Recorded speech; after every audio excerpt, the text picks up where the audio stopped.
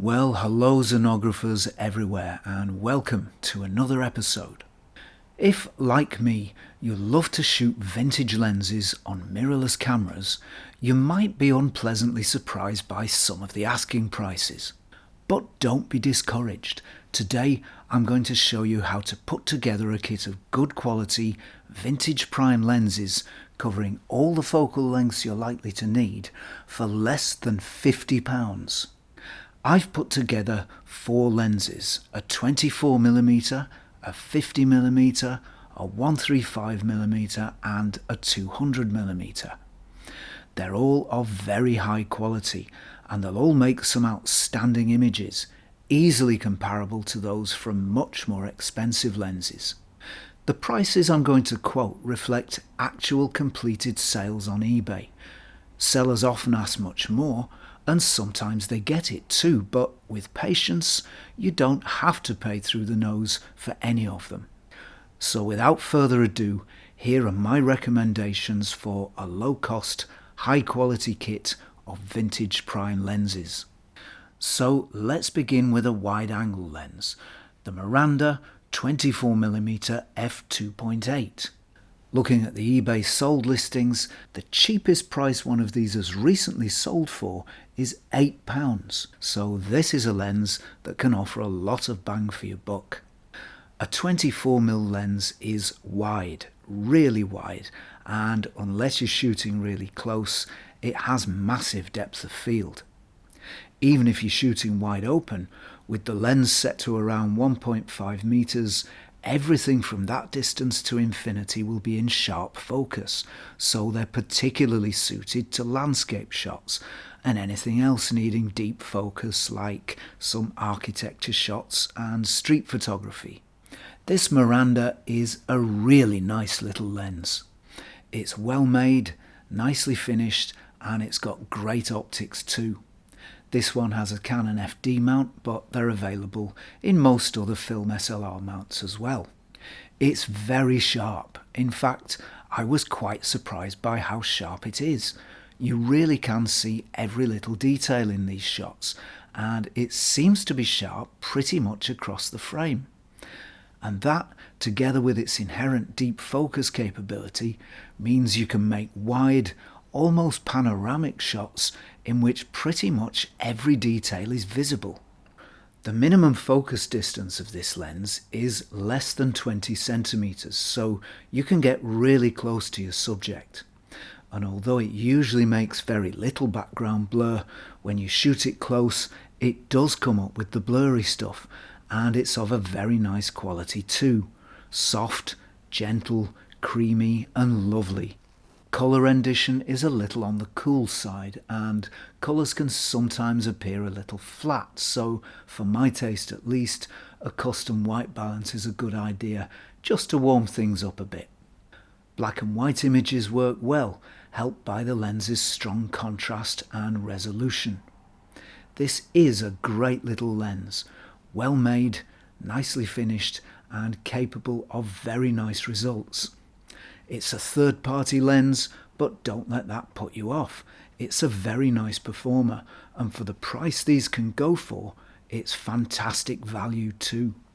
The Jupiter 8 is a 50mm f2 Russian-made lens made by KMZ between roughly the early 1950s to the mid-1990s, and its lowest price on recent eBay sold listings was only £7.50.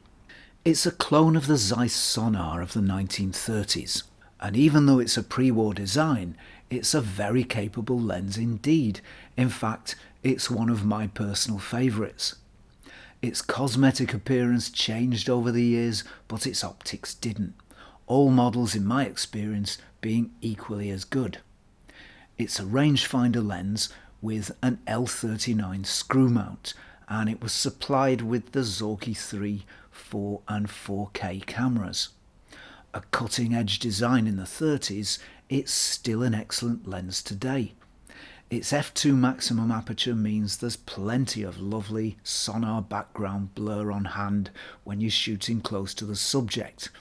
It's soft and smooth and gentle, and at minimum focus distance there's plenty of it too.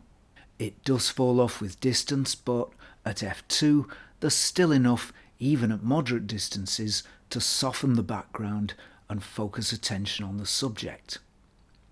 It renders colours nicely too, and it has what you might call a naturalistic look, neither oversaturated nor too flat. Generally speaking, it's slightly on the cool side, which personally I rather like.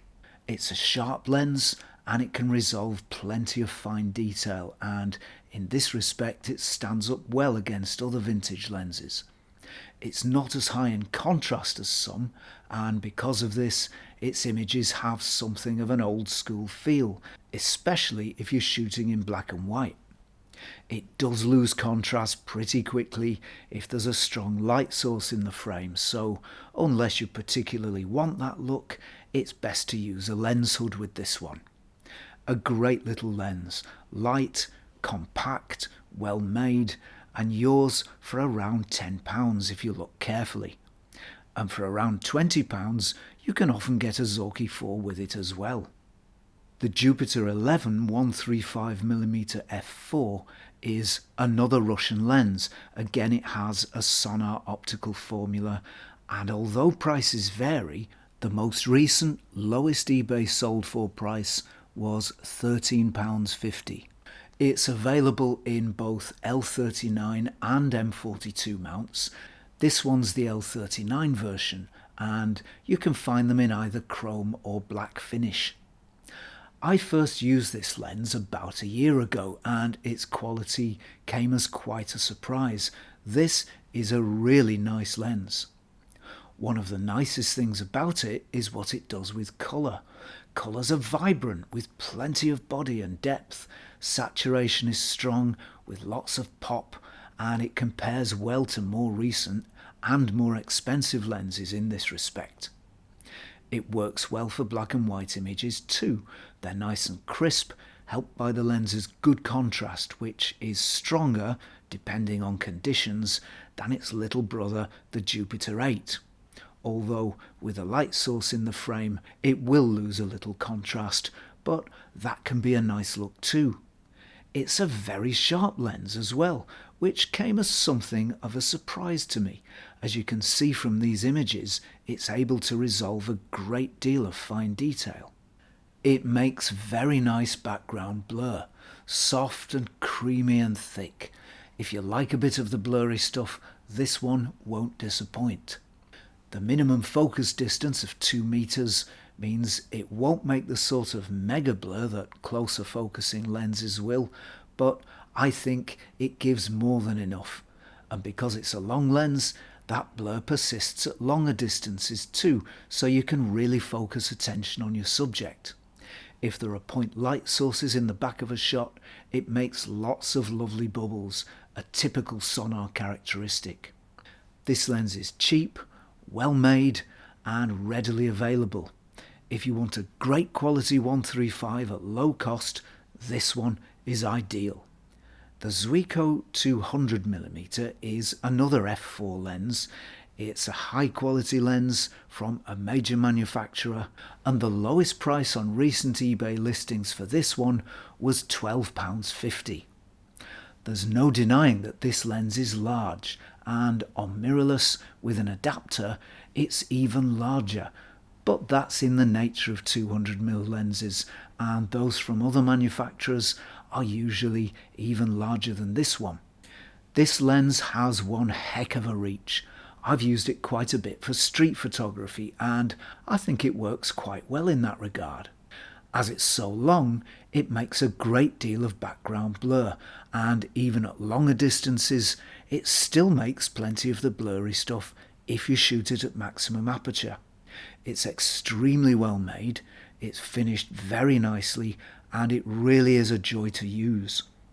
It has strong contrast and it makes very punchy images in both colour and black and white. Contrast falls off to some extent if there's a strong light source in the frame, but this lens has a handy built-in hood that takes care of that problem easily. Being such a long lens, it's a bit of a blur monster. At the minimum focus distance of 2.5 meters, blur is epic, enormous, and very soft and creamy. There's hardly any detail visible. Forms and shapes just merge into each other to create a big blurry wash. There's quite a bit of blur at longer distances too, making this a great lens for isolating subjects in, for example, street photography. Good colour rendition is a characteristic of many Ricoh lenses, and this one's no exception. Colours are bold with plenty of pop, and that's helped by the lens's strong contrast. Black and white images are nice too. Again, they're nice and contrasty with plenty of body and depth. It's a sharp lens with a high resolving power, and it makes images with a very high level of detail. Couple that with the amount of blur it can make, and you end up with some very striking images indeed. This is one of the bargains of the vintage lens world. Well made, beautifully finished, top quality and inexpensive too. So there we are, a kit of prime lenses that with patience can be put together for less than £50. They're all high quality lenses and they'll all give some great results. If you'd been lucky enough to bag them all for the lowest recent sale prices, you'd be out of pocket by £41.50. So you really don't have to pay top dollar to build a collection of vintage lenses. And that's it from me for now. Don't forget to like, subscribe and ring the bell before you go.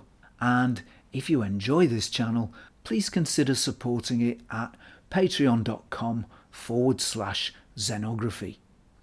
As ever, thanks for watching, and I will see you next time for some more Zenography.